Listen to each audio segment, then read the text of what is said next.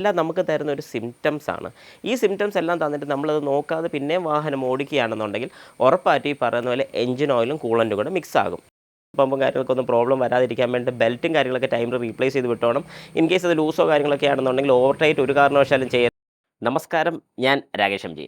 നമ്മുടെ വാഹനത്തിൻ്റെ എഞ്ചിൻ ഓയിലും കൂളൻറ്റും മിക്സ് ചെയ്യുന്നതിനെക്കുറിച്ച് നമ്മൾ കേട്ടിട്ടുണ്ട്. എന്നാൽ എങ്ങനെയാണ് ഇത് സംഭവിക്കുന്നത്, അല്ലെങ്കിൽ എന്താണ് എഞ്ചിൻ ഓയിലും കൂളൻറ്റും കൂടെ മിക്സ് ആകാനുള്ള കാരണം? ഇങ്ങനെ ഒരു ചോദ്യം എൻ്റെ ഒരു സബ്സ്ക്രൈബർ ചോദിച്ചിട്ടുണ്ട്. ചോദിച്ചിരിക്കുന്നത് മിഥുൻ ജോൺ ജേക്കബ് ആണ് ചോദിച്ചിരിക്കുന്നത്. ചോദ്യം ഇങ്ങനെയാണ്: can you please make A video about engine oil and coolant mixing, seeing that problem in cars that have clocked more than 1,00,000 kilometres.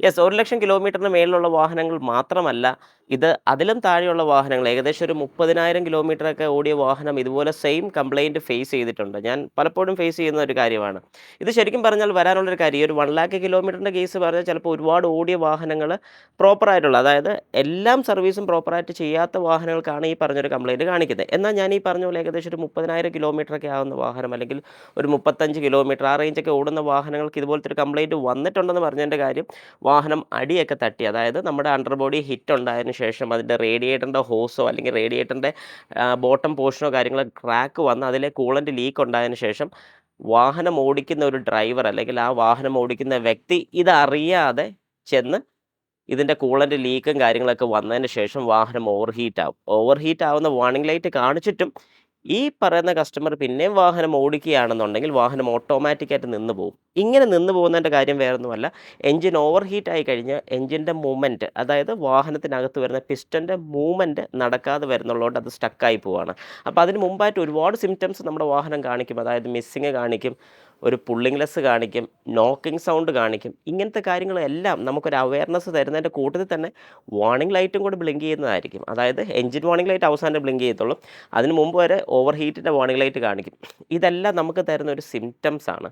ഈ സിംറ്റംസ് എല്ലാം തന്നിട്ട് നമ്മളത് നോക്കാതെ പിന്നെയും വാഹനം ഓടിക്കുകയാണെന്നുണ്ടെങ്കിൽ ഉറപ്പായിട്ടും ഈ പറയുന്ന പോലെ എൻജിൻ ഓയിലും കൂളൻറ്റും കൂടെ മിക്സ് ആകും. ഈ എൻജിൻ ഓയിലും കൂളൻറ്റും മിക്സ് ആയി കഴിഞ്ഞാൽ ചില കേസുകളിൽ നമുക്കൊരു അഡ്വാൻറ്റേജ് എന്താണെന്ന് പറഞ്ഞു കഴിഞ്ഞാൽ, ഹെഡ് ഒന്ന് അഴിച്ച് ക്ലീൻ ചെയ്തിട്ട് കഴിഞ്ഞാൽ ലോക്ക് ചെയ്യാം. പക്ഷേ ചില കേസിൽ പിസ്റ്റൺ സ്റ്റക്കായി പോയി കഴിഞ്ഞാൽ, അതായത് എഞ്ചിൻ്റെ പിസ്റ്റൺ സ്റ്റക്കാവുക വല്ലതും ചെയ്ത് കഴിഞ്ഞാൽ, അതായത് കൂളൻറ്റും കൂടെ മിക്സ് ആയി കഴിഞ്ഞ്, എഞ്ചിൻ ഓയിലിൽ മിക്സ് ആയി കഴിഞ്ഞ് ഈ പറയുന്ന എഞ്ചിനകത്ത് ഈ കൂളൻറ്റും കൂടെ മിക്സ് ചെയ്താണ് സർക്കുലേറ്റ് ചെയ്യുന്നതെങ്കിൽ ഉറപ്പായിട്ടും നിങ്ങളുടെ വാഹനത്തിൻ്റെ ഒരു എഞ്ചിൻ പണി വരെ വരാൻ സാധ്യതയുണ്ട്.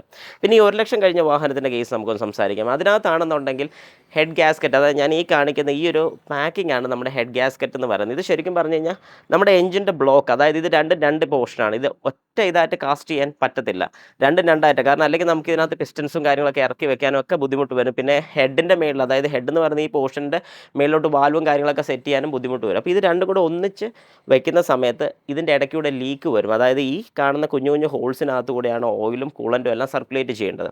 അപ്പോൾ ഇത് സർക്കുലേറ്റ് ചെയ്യണമെന്നുണ്ടെങ്കിൽ ഇത് പാക്ക് ചെയ്ത് വെക്കുന്ന സമയത്ത് ഇതിൻ്റെ നടുക്കുള്ളൊരു സാൻഡ്വിച്ച് പോലെ അടഞ്ഞിരിക്കാൻ വേണ്ടിയാണ് ഗ്യാസ്കറ്റ് കൊടുക്കുന്നത്. ഈ ഹെഡ് ഗ്യാസ്കറ്റ് പോകുമ്പോഴാണ് 100% ഈ കൂളൻറ്റും കാര്യങ്ങളൊക്കെ മിക്സ് ആവുന്നത്. പക്ഷേ ഇത് മാത്രമല്ല കേട്ടോ കാരണം, വേറെ കാരണങ്ങളുണ്ട്. അതായത് ഓയിൽ കൂളേഴ്സ് നമ്മുടെ വാഹനത്തിൽ അവൈലബിൾ ആണ്. അതായത് കൂടുതലും ഡീസൽ വാഹനങ്ങൾക്കായിരുന്നു, പക്ഷേ ഇപ്പോൾ പെട്രോൾ വാഹനങ്ങൾക്ക് വന്ന് തുടങ്ങിയിട്ടുണ്ട്. ഓയിൽ കൂളർ എന്ന് പറഞ്ഞു കഴിഞ്ഞാൽ എഞ്ചിൻ ഓയിലിൻ്റെ ടെമ്പറേച്ചർ സെറ്റാക്കി നിർത്താൻ, അല്ലെങ്കിൽ എഞ്ചിൻ ഓയിലിൻ്റെ ടെമ്പറേച്ചർ ഒന്ന് തണുപ്പിക്കാൻ വേണ്ടി. ഏറ്റവും കൂടുതൽ ചൂടാകുന്നത് നമ്മുടെ എഞ്ചിൻ ഓയിലാണ്. കാരണം വാഹനം ഹീറ്റ് ആകുന്നതിനനുസരിച്ച് എഞ്ചിൻ ഓയിലും ഹീറ്റ് ആകുന്നുണ്ട്. അങ്ങനെ എഞ്ചിൻ ഓയിൽ ഓവറായിട്ട് ഹീറ്റ് ആയി കഴിഞ്ഞാൽ ഞാൻ ഈ പറഞ്ഞ പോലെ നോക്കിങ്ങും ഓയിൽ ആവിയായിപ്പോൾ അല്ലെങ്കിൽ ബേൺ ചെയ്യാനുള്ള ടെൻഡൻസിയൊക്കെ കൂടുതലാണ്. അപ്പോൾ അങ്ങനെ വരാതിരിക്കാൻ വേണ്ടി ഓയിലിനെ തണുപ്പിക്കാൻ വേണ്ടി യൂസ് ചെയ്യുന്നതാണ് ഓയിൽ കൂളർ. ഈ ഓയിൽ കൂളർ കൂൾ ചെയ്യാൻ വേണ്ടി യൂസ് ചെയ്യുന്ന കൂളൻ്റ് തന്നെയാണ്. ഇതിനകത്തുള്ള ഓയിൽ ഇതിനകത്തുള്ള സീലോ കാര്യങ്ങളൊക്കെ പോവുകയാണെങ്കിൽ, അതായത് ഈ കൂളൻ്റ് സർക്കുലേറ്റ് ചെയ്യുന്നതിനകത്ത് സീല് കാര്യങ്ങൾ പോയി കഴിഞ്ഞാൽ ഈ കൂളൻറ്റും ഓയിലും കൂടെ മിക്സ് ആകും, ഈ പറഞ്ഞ സെയിം ഫംഗ്ഷൻ പിന്നെയും കാണിക്കും. അപ്പോൾ അതുകൊണ്ട് ഈ ഒരു കാര്യം ഭയങ്കര കാര്യമായിട്ട് തന്നെ നിങ്ങളെടുത്ത് നിങ്ങളുടെ വാഹനത്തിൽ ഓവർ ഹീറ്റോ കാര്യങ്ങളൊക്കെ കാണിക്കുകയാണെങ്കിൽ ഓടിക്കാതെ സൈഡിലോട്ട് ഒതുക്കിയിട്ട് ചെക്ക് ചെയ്തതിന് ശേഷം മാത്രം ഓടിക്കാൻ ശ്രമിക്കുക. ഇങ്ങനൊരു പ്രശ്നം വരാതിരിക്കാൻ വേണ്ടി ഞാൻ എപ്പോഴും പറയുന്ന പോലെ തന്നെ നമ്മുടെ വാഹനത്തിൻ്റെ സർവീസ് പ്രോപ്പർ ആയിരിക്കണം. അതായത് കൂളൻറ്റും കാര്യങ്ങളൊക്കെ റീപ്ലേസ്മെൻറ്റ് കറക്റ്റ് ടൈംലി ചെയ്യണം. നോർമൽ മാരുതി വാഹനങ്ങൾക്കെല്ലാം 20,000 കിലോമീറ്റർ അല്ലെങ്കിൽ 2 ഇയേഴ്സ് വെച്ച് കൂളൻറ്റും കാര്യങ്ങളൊക്കെ റീപ്ലേസ് ചെയ്ത് വിടുകയാണെങ്കിൽ പ്രശ്നം വരത്തില്ല. വാട്ടർ പമ്പ് കാര്യങ്ങൾക്കൊക്കെ പ്രശ്നം വരാതിരിക്കാൻ വേണ്ടി, അതായത് ഈ പറയുന്ന പോലെ വാട്ടർ പമ്പും കാര്യങ്ങൾക്കൊന്നും പ്രോബ്ലം വരാതിരിക്കാൻ വേണ്ടി ബെൽറ്റും കാര്യങ്ങളൊക്കെ ടൈമിൽ റീപ്ലേസ് ചെയ്ത് വിട്ടോണം.